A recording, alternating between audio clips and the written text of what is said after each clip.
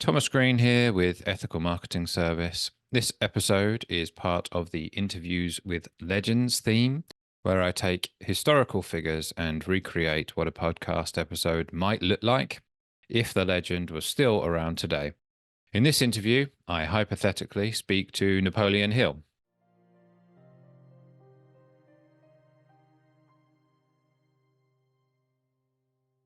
Napoleon, I think we are having some tech problems getting color with your camera, but we decided to go ahead anyway. I wanted to say it's great to meet you and welcome to the show. How do you do? I'm very happy to have this personal visit with you. I do very well. Thanks for asking.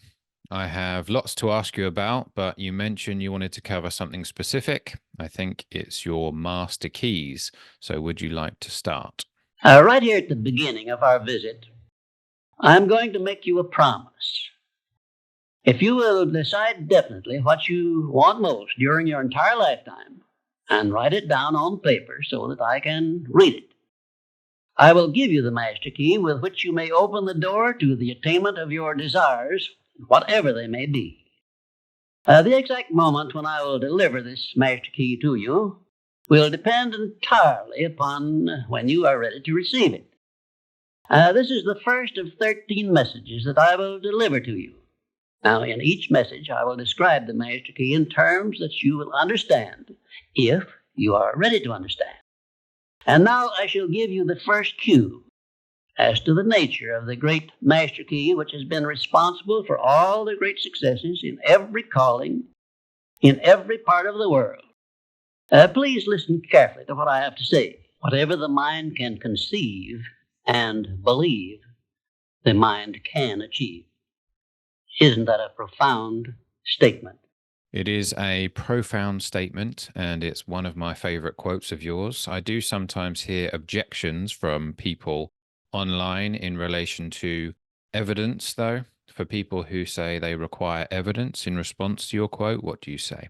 Now, if you want evidence that the mind can achieve whatever the mind can conceive without the benefit of formal education, you only have to remember that Thomas A. Edison conceived the idea of becoming an inventor and lived to become the world's greatest scientist in the field of invention with only 3 months of common school education. I know that Andrew Carnegie has been inspirational to you. Do you have any thoughts or stories in relation to this?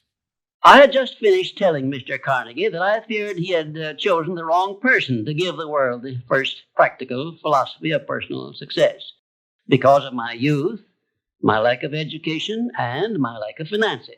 Well, at this point, Mr. Carnegie delivered a lecture that I shall never forget because it changed my entire life and paved the way for my helping to change the lives of millions of people, some of them not yet born.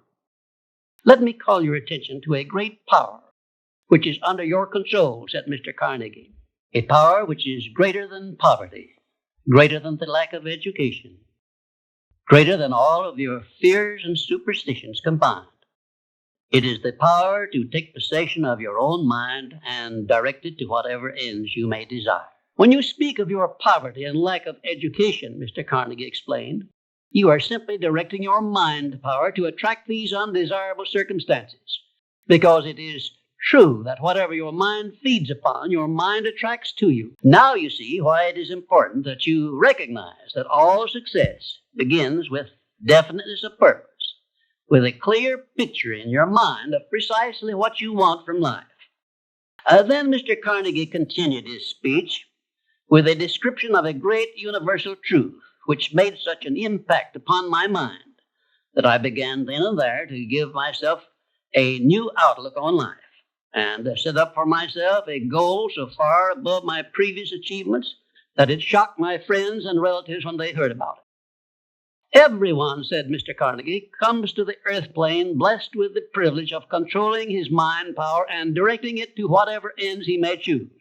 But, he continued, everyone brings over with him at birth the equivalent of 2 sealed envelopes, one of which is clearly labeled, the riches you may enjoy if you take possession of your own mind and direct it to ends of your own choice.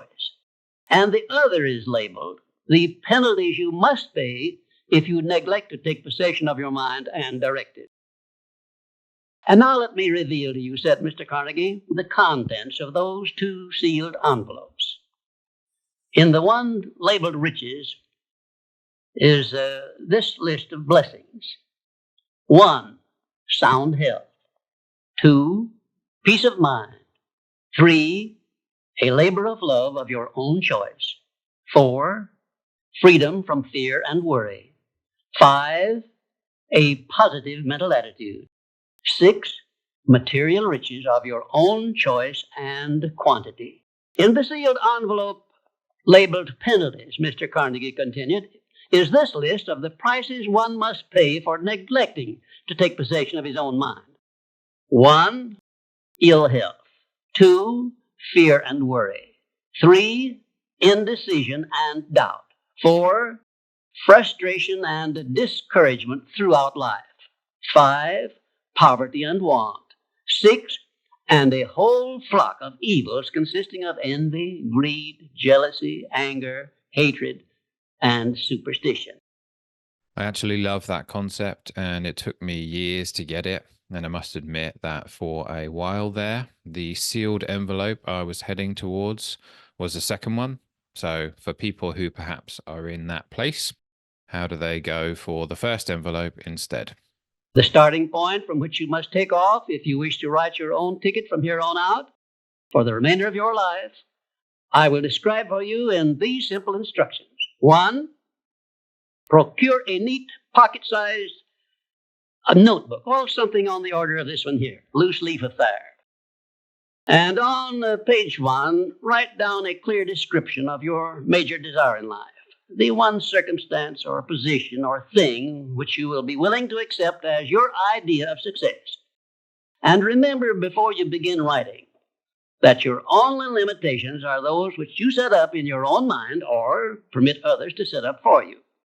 And 2, on page 2 of your notebook, write down a clear statement of precisely what you intend to give in return for that which you desire from life. And then start in right where you stand now to begin giving. And 3, memorize both of your statements, what you desire and what you intend to give in return for it. And repeat them at least a dozen times daily. And always end your statements with this expression of gratitude for the blessings with which you were gifted at birth. I ask not, O divine providence, for more riches, but more wisdom with which to accept and use wisely the riches I received at birth in the form of the power to control and direct my mind to whatever ends I desire. If you are not too successful or self-satisfied to accept and express this profound prayer, if you accept it and express it in the same spirit of humble sincerity in which I pass it on to you, a new and a better world will reveal itself to you. A world in which you will see reflected the circumstances and the things which you yourself have created. Journaling is something that is often recommended, and I like that because it creates space between you and your thoughts. And I like the being clear on what you want and what you are willing to do in exchange for it. I also like the use of affirmations because the subconscious doesn't know the difference between reality and what you vividly imagine. Do you mind sharing what you refer to as the extra mile principle? This principle is called the habit of going the extra mile, which means the habit of rendering more service and better service than one is expected to render, and doing it in a positive mental attitude. I'm going to tell you all I know about this magic principle of self-advancement because it is the one rule you must follow if you expect to write your own price tag and to be sure of getting it.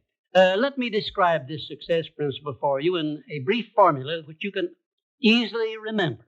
I call it the QQMA formula, which means the quality of service you render plus the quantity of service you render plus the mental attitude in which you render service determines the space you occupy in your chosen calling and the compensation you get from your services.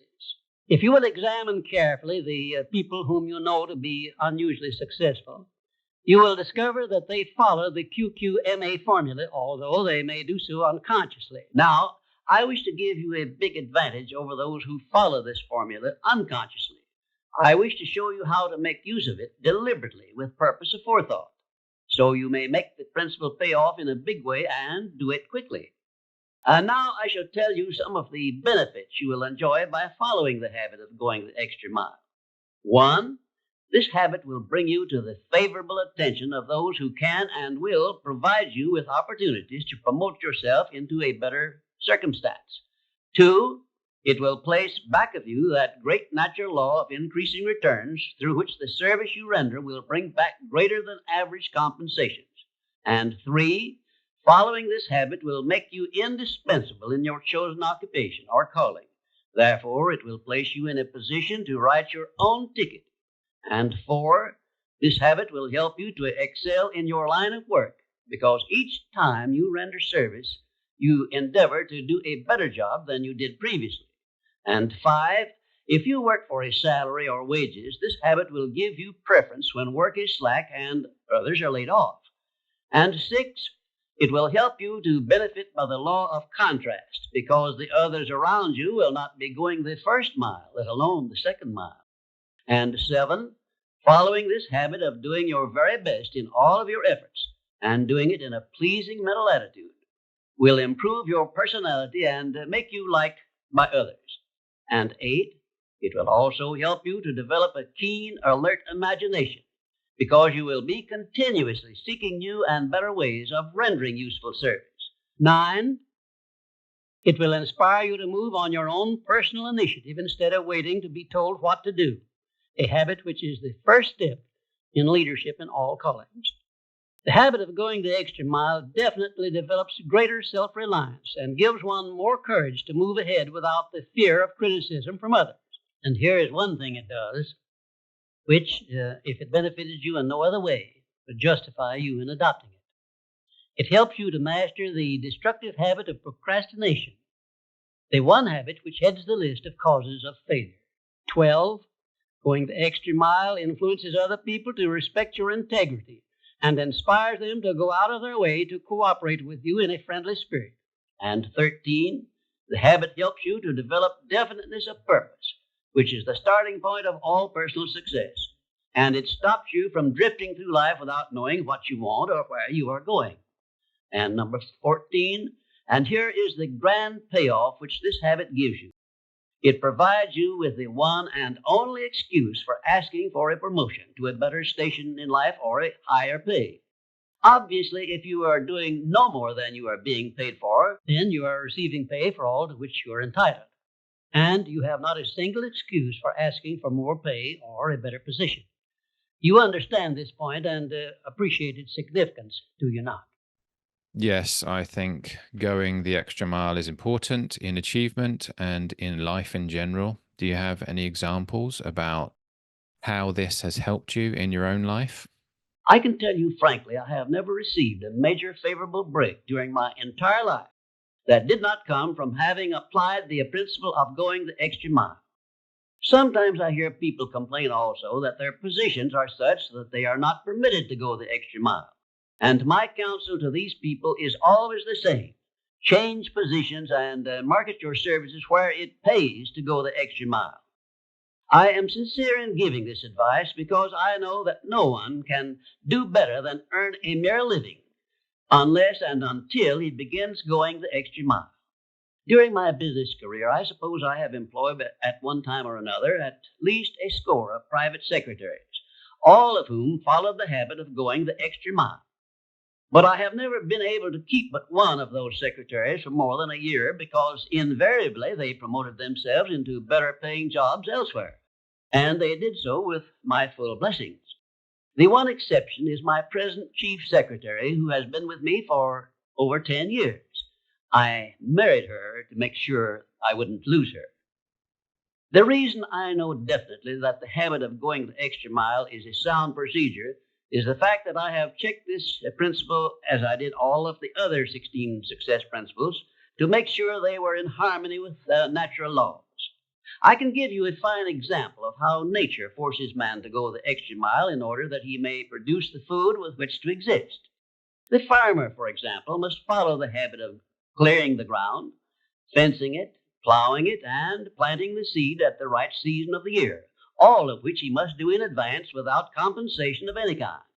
If he does his part of the work properly, he then hands the job over to nature, sits down and waits for her to do her part, and within a brief period, nature germinates the seed the farmer plants, matures it, and yields back to him the seed he planted, plus perhaps an increase of 100 times that amount to compensate him for having gone the extra mile. And how about the listeners? How can they use the extra mile principle in their lives? My suggestion is this. First, start tomorrow in whatever occupation you are engaged to render some form of useful service to someone near you which you are not expected to render and for which you neither expect nor ask for compensation. And two, render this service in a pleasing mental attitude which will show clearly that you enjoy doing it.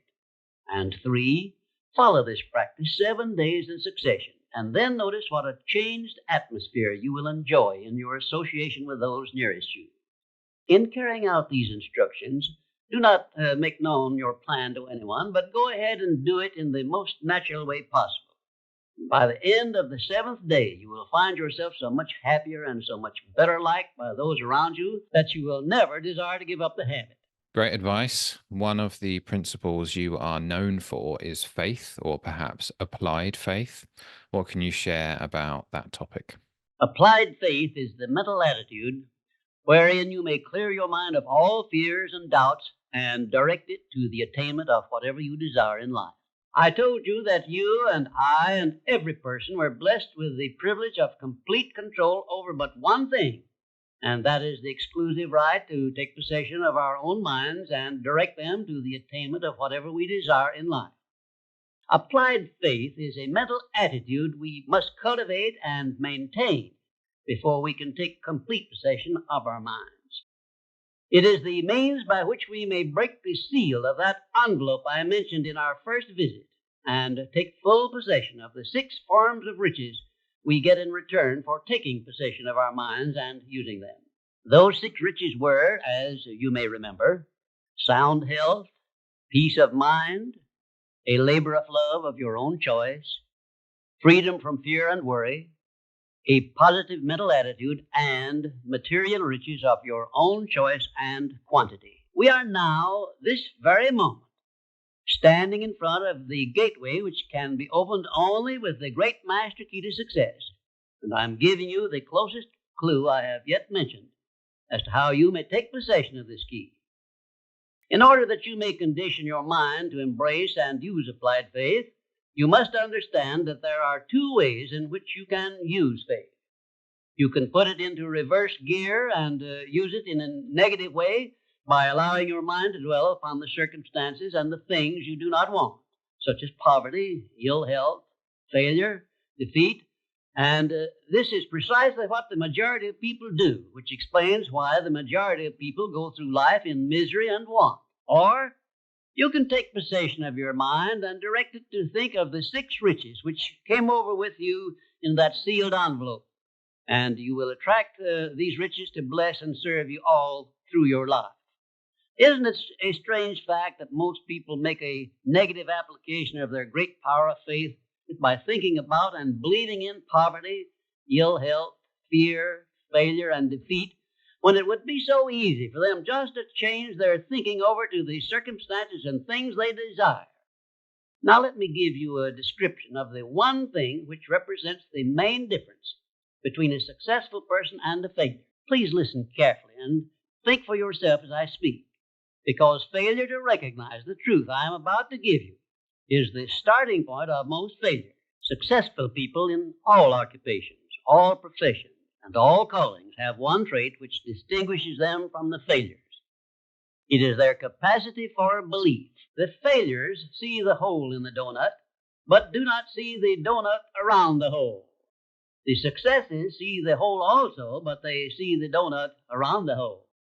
Thomas A. Edison believed that he could perfect an incandescent electric lamp, and despite the fact that he failed over 10,000 times before he was crowned with success, he made his belief uncover the secret for which he was searching.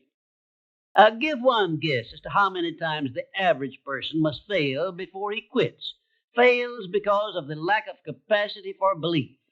How many times can you meet with defeat before you give up the ghost and quit? Me personally, I think it depends on how much you love what you are doing, the reason why you are doing it, and maybe how much you believe in yourself.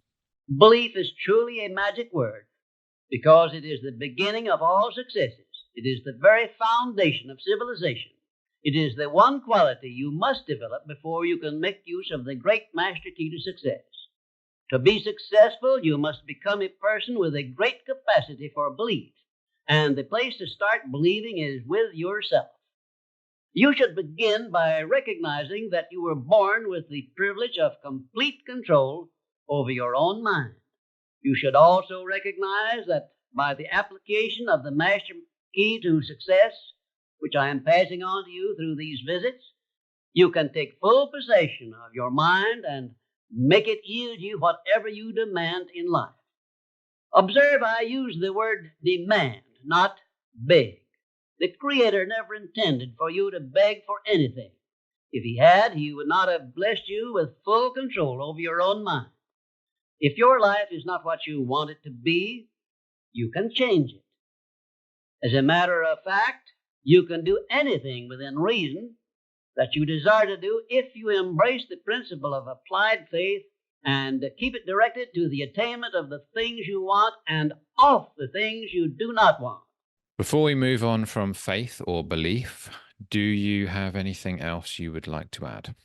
I give you these instructions through which you may create a mental attitude which is favorable for the expression of faith.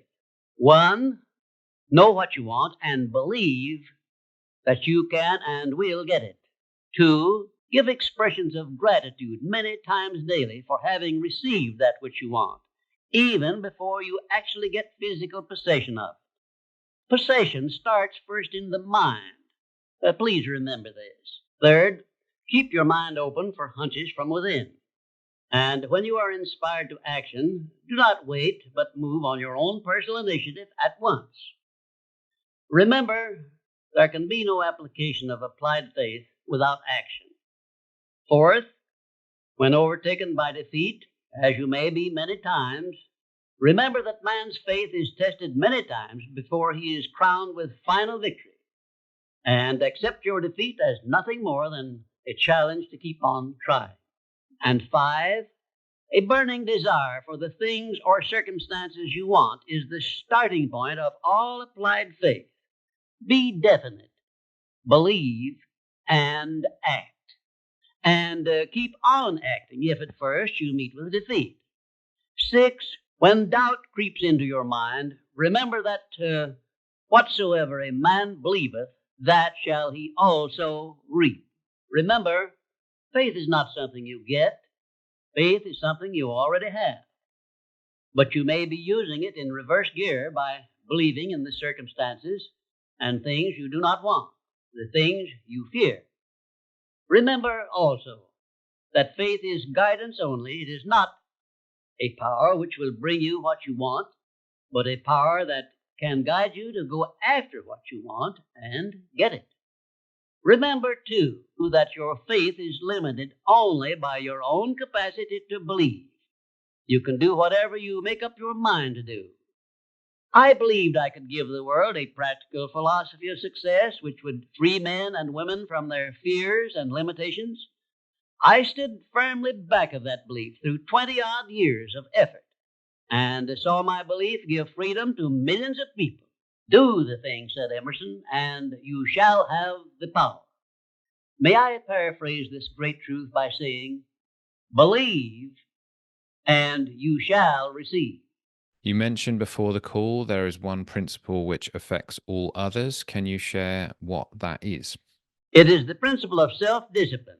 Self-discipline, as I am presenting it to you here, has reference not only to your mastery of negative habits, which stand in the way of your success, but more particularly to your development and enforcement of the positive habits you will need in order to avail yourself of the 6 assets you brought over with you in that sealed envelope I mentioned in our first visit.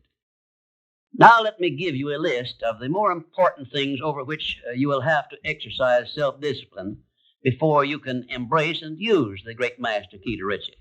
1, you will have to gain mastery over your tongue by acquiring the habit of thinking first and then speaking after you are sure that what you say will benefit you and not injure others.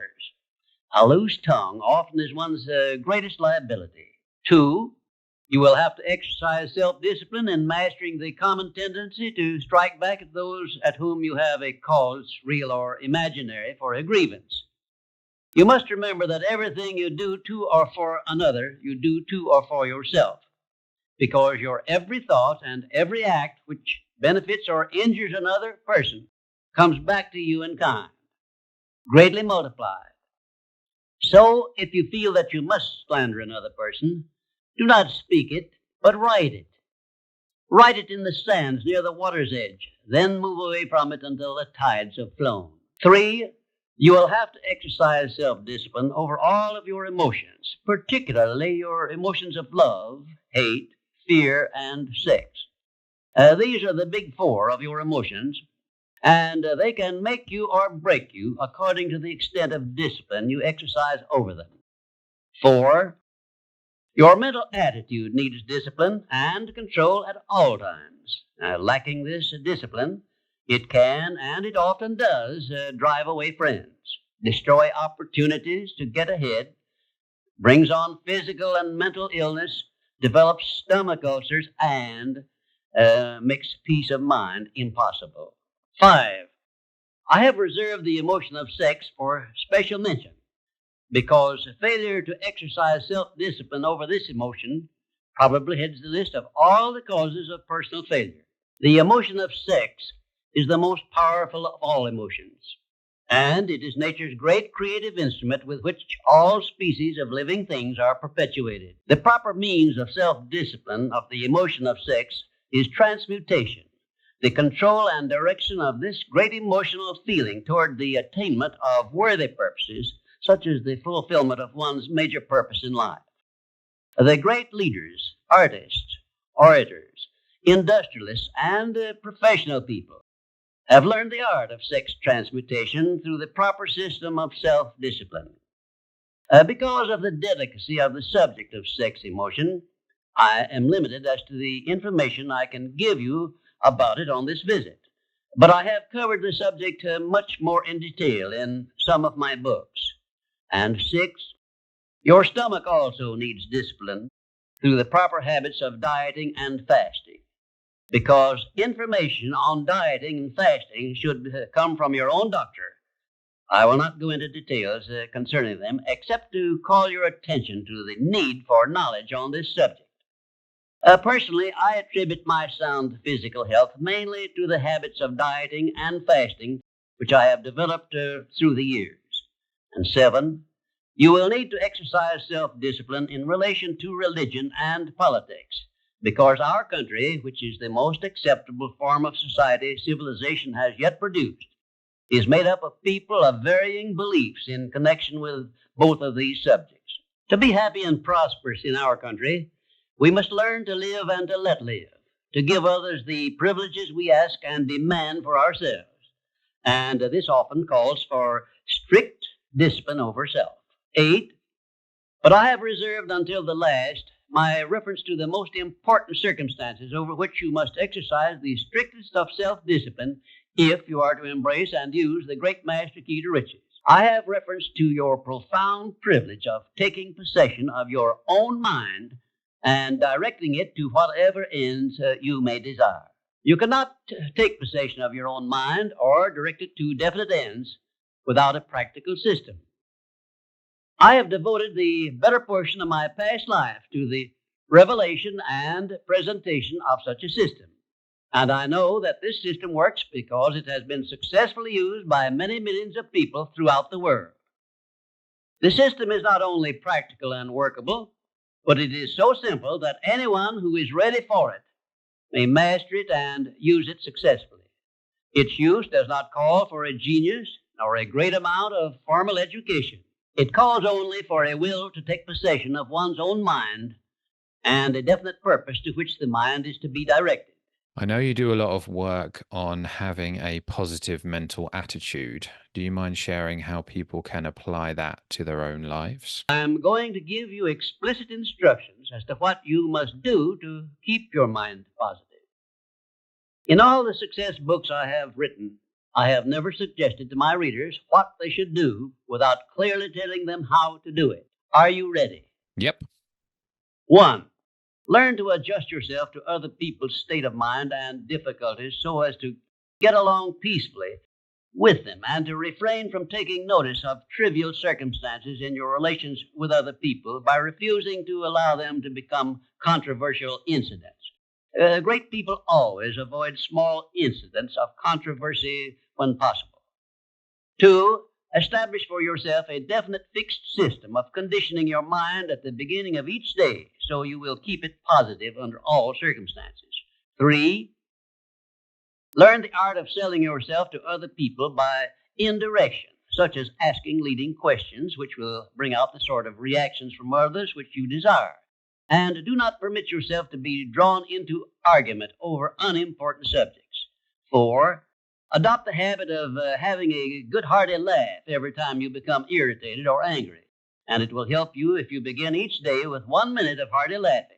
This will change the chemistry of your brain and start you out with a positive mental attitude. However, you had better get out of sight when you take your laughing exercise. 5. Start each day with an expression of gratitude for all the adversities, defeats, failures you have experienced in the past, and search for the seed of an equivalent benefit these have yielded you through the passing of time. Then give thanks for the blessings you expect to receive during the day. 6. Learn to concentrate your attention on the can-do portion of all of your problems and desires and start action where you stand in carrying out this portion. No matter what may be your problem or your desire, there is always something you can do right now that will help you. Find out what this something is and do it. 7. Learn to transmute all unpleasant circumstances into immediate action which calls for a positive mental attitude, and make this a fixed habit. For example, when you are angry, switch your mind to some sort of action in connection with your hobby or your major purpose in life, and keep it busy with that subject for 5 minutes. 8.